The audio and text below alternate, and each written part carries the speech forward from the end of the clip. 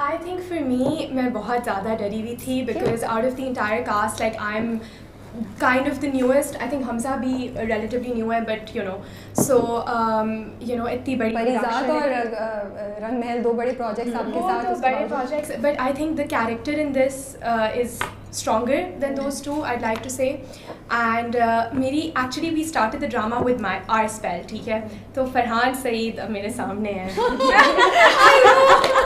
अब मैं सोच रही हूँ कि अगर मुझे मतलब I told मामा कि फरहान like what if उनका set पे attitude होगा, मैं perform अगर ना कर सकूँ, but I'll tell you Rabia, he was really nice, and not just because he's here, but I'm saying this to everyone, and he made me really comfortable, and I think कि एक vibe एक जो आपकी होती है ना वो पहले दिन से ही मतलब कि मैं पहले शायद एक आध सीन में घबराई हुई थी, उसके बाद I was like what, like let's get it, because Farhan was like we have to make our track important. तो मैं तुम्हारे लिए नहीं कर रहा, मैं इसलिए कर रहा हूँ कि obviously अगर हम दोनों में chemistry अच्छी होगी तो हमारा track important होगा. ये इंटरव्यू पे नहीं बताना था.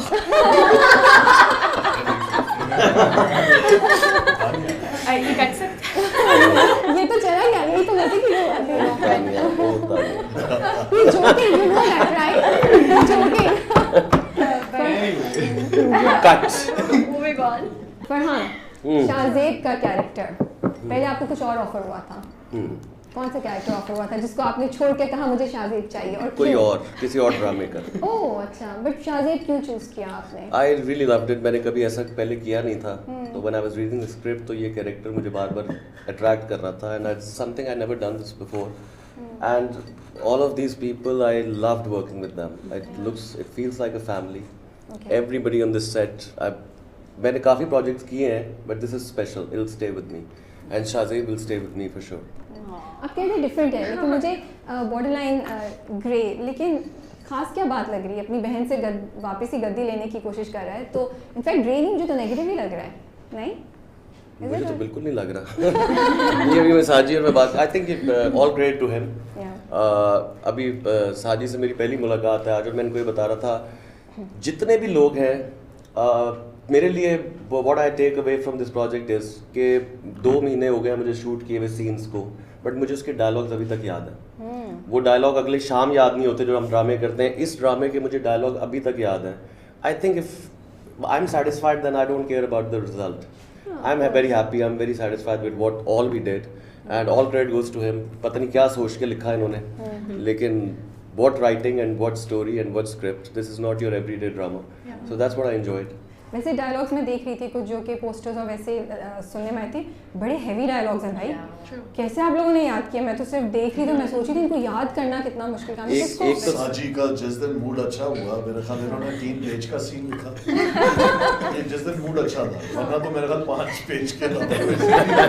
क्या आप हमसे पूछे कि जब लाइनें आती थी ना तो लग पता जाता था. I think ये जो कॉम्बो है ना, साजी and then Khizr and then Rafe.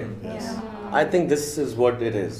Khizr is a genius, and it's the first time I'm working with him, and I think he's one of the best additions in directors list of Pakistan. He's a genius who goes in the room at 11 p.m. and comes back in the morning at 11 a.m. with something. पता नहीं रात को क्या करता है, सिर्फ सोचता ही है.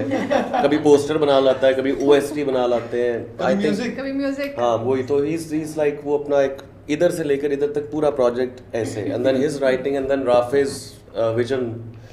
कहीं भी कोई compromise हमें नहीं नजर आया. So we enjoyed it. Everybody was giving their best, so we tried our best too. साजी साहब, आपका स्क्रिप्ट है. मोमिना कह रही थी सास बहू का ड्रामा नहीं है टिपिकल. मैं कास्ट देख रही हूँ, कैरेक्टर्स देख रही हूँ, बहुत यूथ ओरिएंटेड लग रहा है, फील भी आ रही है. लेकिन मुझे कहीं कहीं ऐसा भी लगता है कि जैसे हमने पुरानी किसी चीज़ को उठाया है, विच इज़ अबाउट जायदाद. पहले हम करते थे कि वो अम्माएँ और फादर्स लड़ रहे हैं, या पीर साहब थोड़ी ऊपर की ओल्डर एज में लड़ रहे हैं. अब आपने वही चीज़, मुझे ऐसा लग रहा है, या ऑडियंस भी ऐसा समझ रही है कि वो लाके यूथ में जायदाद की फाइट हो गई है. थोड़ी सी ऐसी फील आ रही है कि वही कॉन्सेप्ट हमने उठा के उसकी रैपिंग थोड़ी सी डिफरेंट कर दी है. हाउ वुड यू से कि ये प्रोजेक्ट बादशाह बेगम का इज़ अ न्यू कॉन्सेप्ट? जैसे सास बहू नहीं है, लेकिन जायदाद, राइवलरी, टॉक्सिसिटी, नेगेटिविटी, मार धार, वही तो सब नज़र आ रहा है हमें. तो ये कैसे डिफरेंट है?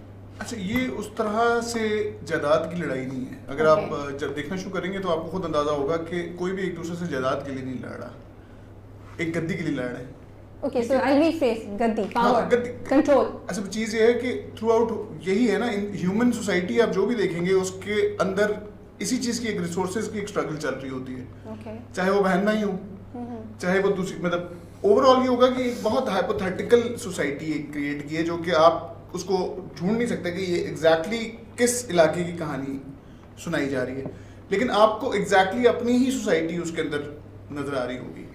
जो कहानी स्टार्ट की थी नॉर्मली तो यही था कि royal families through out the world, कोई मुगल इरा के भी, इवन जो बाकी यूरोप की भी जो वो हैं सारी जितनी भी रॉयल फैमिलीज हैं, जब भी पावर की लड़ाई शुरू होती है और जब रिसोर्सेज पे कंट्रोल की लड़ाई शुरू होती है तो वो यही इसी तरीके से एक यूनिवर्सल है कि ये उसके ऊपर फिर फैमिली जो रिश्ते हैं वो थोड़े पीछे चले जाते हैं और पावर जो होती है वो थोड़ी ज़्यादा इम्पोर्टेंट हो जाती है। लेकिन आप एक ख़ास चीज़ इसके अंदर ज़रूर देखेंगे कि इसके अंदर कोई भी अपने पॉइंट ऑफ व्यू से गलत नहीं जा रहा। ओके आपको जो फरहान का कैरेक्टर नजर आएगा वो उसका भी जब उसके पॉइंट ऑफ व्यू से आप कहानी को देखेंगे तो आपको लगेगा कि ये बिल्कुल ठीक कह रहा है, ये गलत कहीं पे भी नहीं जा रहा। और आप जहाँ पे ये शहर वाले बहन भाई जो इसके जो है शामिर है और बाकी वो देखेंगे तो आपको वो भी बिल्कुल ठीक लगेगा।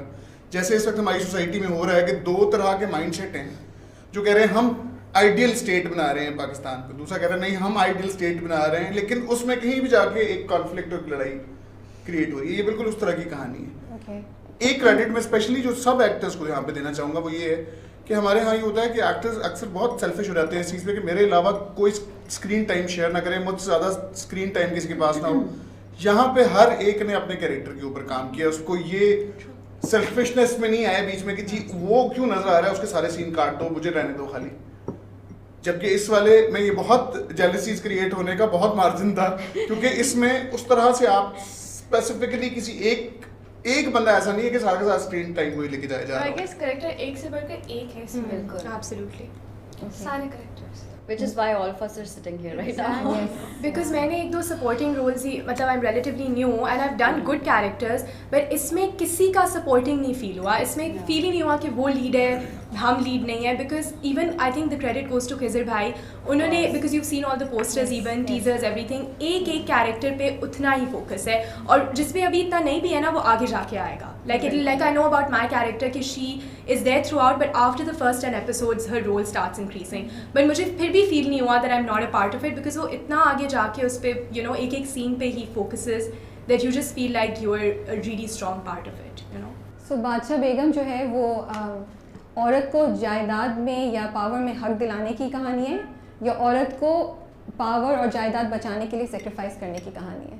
This you will find out when you watch it. थोड़ा सा तो आइडिया दे यार, मेरा सवाल इतना अच्छा था, उसको थोड़ा सा तो आइडिया दे। ये मैंने अपने बेटे से सीखा, स्पॉइलर नहीं देना। हाँ स्पॉइलर नहीं देता तो मैं भी स्पॉइलर नहीं देता।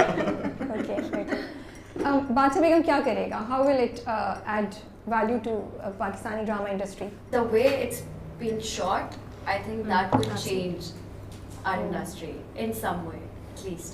Because खिज़र सर ने एक एक सीन इवन के इतना इंटरेस्टिंग होता था कि अगर किसी और के सीन्स भी हो रहे होते थे ना, तो ऑल ऑफ अस हम जाके सीन्स देखते थे और एक्टर्स के, हम इतना इंटरेस्टेड थे इस काम में। बिकॉज खिज़र सर एक एक सीन का एंगल, उसकी ट्रीटमेंट इतनी डिफरेंट करते थे कि we use to be like wow what is it doing. तो वो बहुत ज़बरदस्त। आई थिंक सारा क्रेडिट तो खिज़र सर को चला जाएगा, हमारा पता नहीं क्या बन जाएगा। हम चल के चाय पी लेते हैं। तब यहाँ भी पी रहे हैं चाय। हमजा एंड फरहान, आप लोगों के एक्शन सीन है काफ़ी, और गन्स भी मैं देख रही थी यूज़ करें, उसके लिए कोई ट्रेनिंग ली? How did all happen? कुछ शेयर कर सकते हैं आप? कोई इंटरेस्टिंग वाकया हुआ इस सारे इक्विपमेंट को यूज़ करते हुए जो आप बता सकते हैं? दंगल द ट्रेनिंग। नहीं, कोई ट्रेनिंग तो नहीं है, ऐसा कुछ है नहीं इतना।